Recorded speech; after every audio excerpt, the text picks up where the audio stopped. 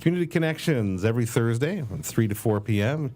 Kind of a variety show of sorts. You really never know who's going to be the guest or, what the prevailing theme will be or if there'll even be a theme. But one thing that does tie it together is it's someone from your neighborhood. And sometimes I think about that Sesame Street bit. Who are the people in your neighborhood? In your neighborhood. And today we're going to meet Krister S. Rowan, who is a graphics art designer. Graphic designer. Graphic There's designer. a minor difference between graphic design and graphic art. Krister, I apologize. I didn't have your mic up yet. Oh, no. Okay, so I mistitled you. I said a graphic arts designer, but correct me. I'm a graphic designer. It's the nomenclature is not used so much anymore, but my mother was a graphic designer, and I grew up knowing some of this. So a graphic designer is the one who actually comes up with the concept and the design, and a graphic artist is the one who puts it together. So I'm both, but I style myself a graphic designer. Okay, so graphic designer. And on your card, I like this little statement, every business needs a graphics department. Yeah, it's a graphics department. It's you can't necessarily hire an entire department, but having a department that understands marketing and design and how they tie together and visual identity and all of that, and making sure that all of your materials reflect your business properly is very important. But if you just go to a graphic designer or graphic artist and say, I need something done here, make this, you're not really getting the full benefits that you would from an actual graphics department or a good graphic designer. Very good. So you're into what you're doing. Now, I'm confused right now about the microphones. Step a little closer to that mic with the red one and talk to me. All right, testing. How's this? Very good. Test again. All right, and is this the mic? Nope. All right, let's use this blue one here. Okay. All right. In fact, I'm going to take it down. You just go ahead and grab the mic out, and you hold it in your hand.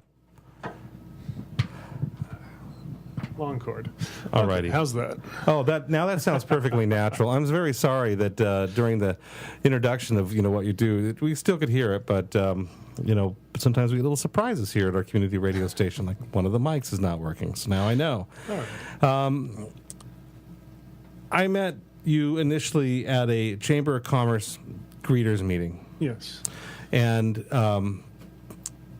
I was interested in talking to you because when you had your turn to greet the other members of the Chamber of Commerce, you'd mentioned that you had taken some time away for about 8 months.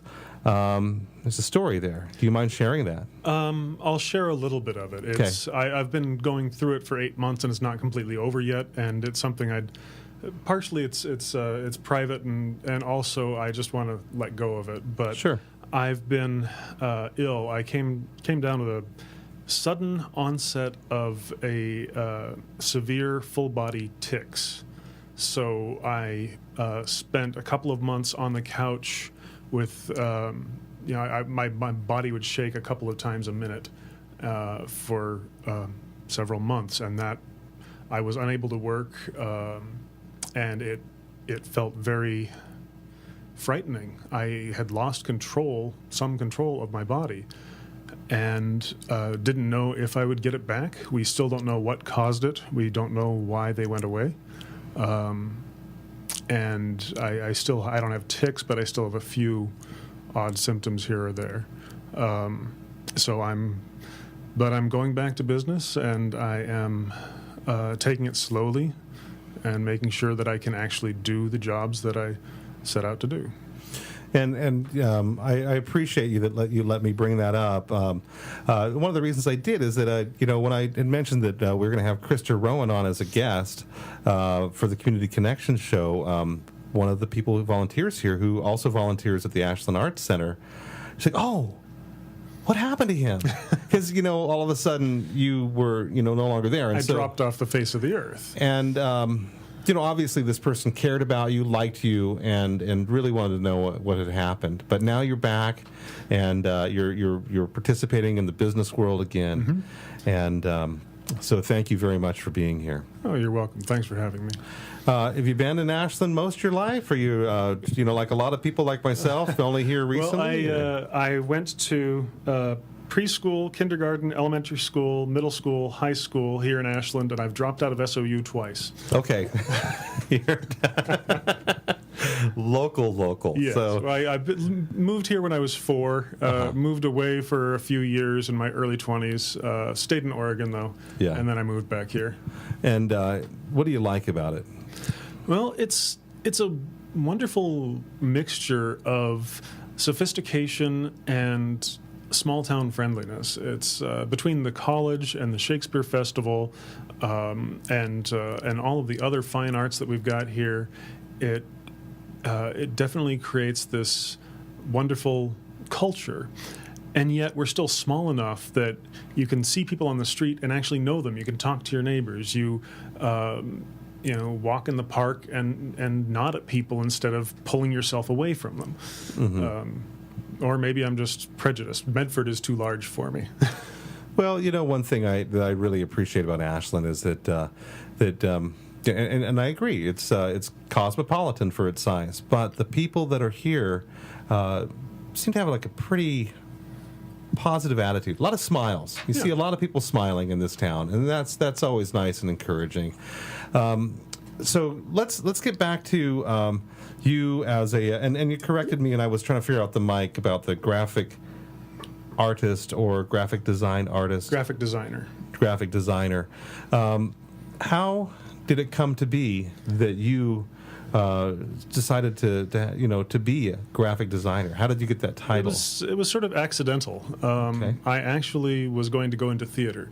That was the first time at SOU, and I didn't particularly like the way that the theater department was being run. It was, at that point in time, it was sort of being taught that there's one right way to learn theater, and I wanted to learn all the different ways. And so I couldn't take it, and I left. And then the second time I came back, I got work study doing graphic design at the Student Publicity Center. And the Karen Finnegan, the woman who was in charge of that, was excellent. She made sure that she saw everything before the client saw it. And she didn't tell you, fix this, change this. She said, this doesn't work, and here's why. And since my mother had been a graphic designer, I was actually using graphic design software programs in late elementary school and early middle school to do my book reports.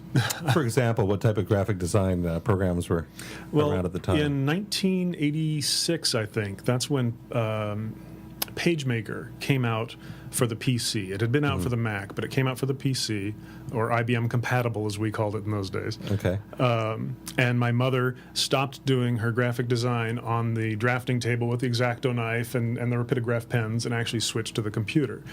And so I was using PageMaker and learned it at such an early age. And PageMaker eventually evolved into InDesign, which is the premier desktop publishing and graphic design program that's used. So it's the same basic user interface. It's just many steps advanced from that. So it's easy to use for me. Very nice. So it's something that you just kind of have just known ever since your childhood. Well, that reminds me of how newspapers used to do layout with the X-Acto knives and the adhesive spray, wax. Yeah, Yes. yeah. And we've really come such a long ways technologically. In such a short time. Even printing. I mean, it used to be actual photographic process on metal plates, and now it is still somewhat a photographic process, but they print on plastic plates, and you can do it digitally. You send the file directly from the computer to the printer, prints onto plastic plates, and then you just go make some punches in it, stick it in the press, and run it. And it's so much faster and less time-consuming and less expensive, although the plates don't last quite as long. Are you more one who's on the cutting edge of the technological aspects of graphic design, or does that even matter? It doesn't matter that much.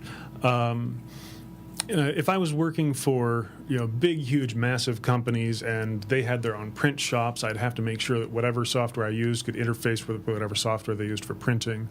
But as it is, really, All you need is a good understanding of the principles of design and the ability to use some program that can output the quality of PDF or JPEG or vector graphic or whatever it is that you're going to send off to print. All right, let's hit on that.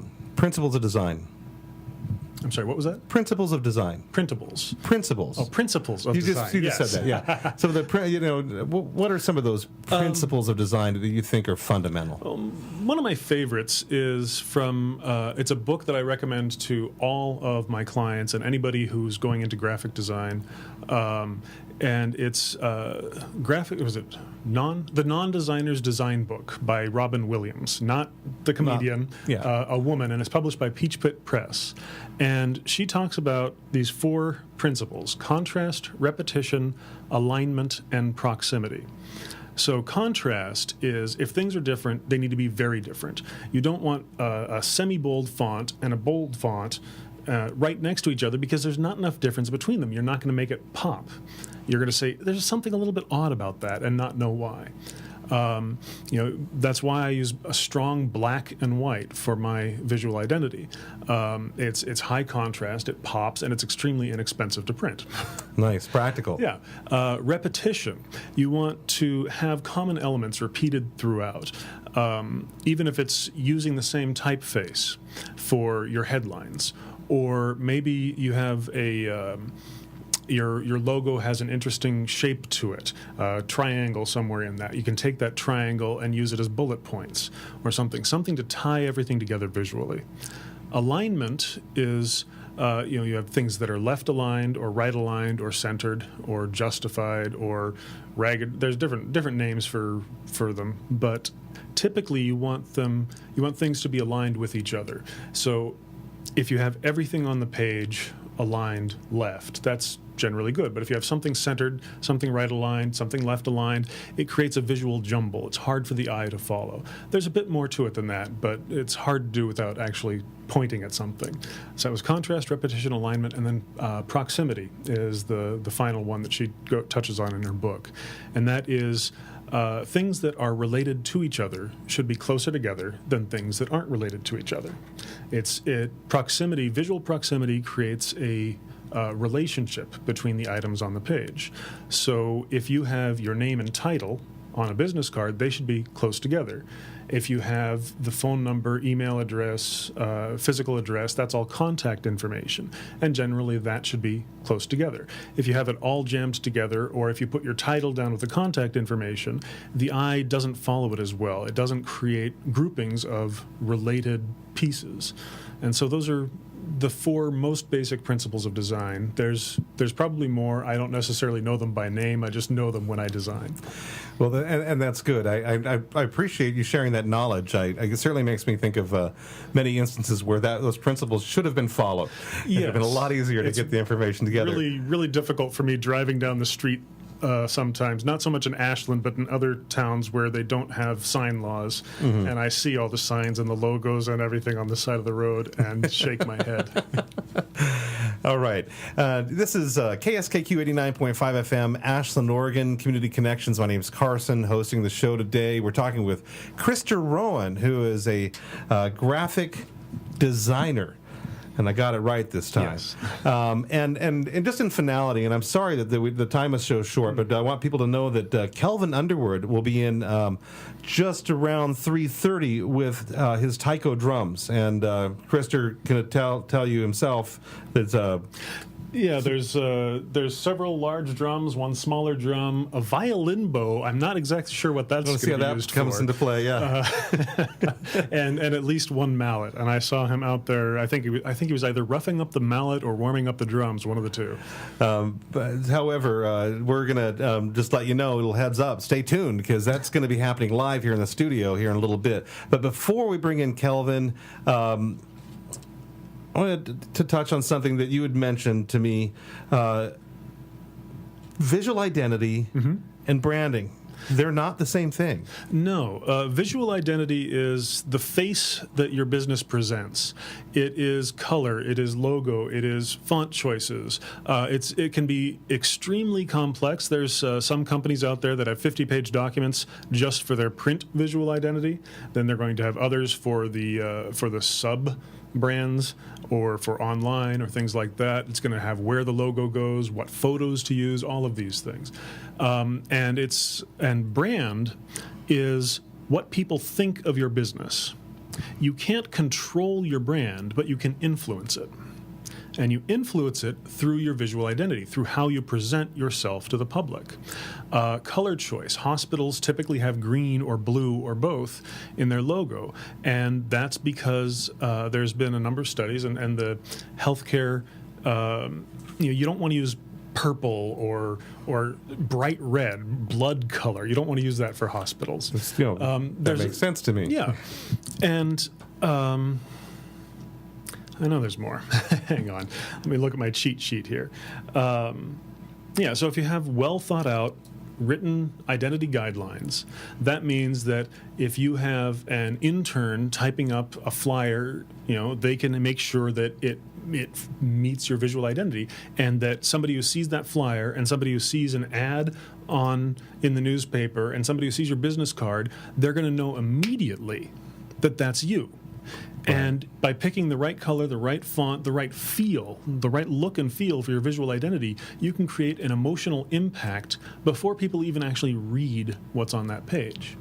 Sure. I can think of many instances where, like a John Deere tractor, boom, right there. That just total, and that'd be branding or visual identity? That's brand. Okay. John Deere has been around for a long time, and they have put a lot of effort into their visual identity, into how they present their company. And when you see that logo, you get that gut feeling of John Deere, of everything that they've thrown at you. And depending on how you were raised and what you think of farming, that may affect how you feel about it when you see it. Interesting.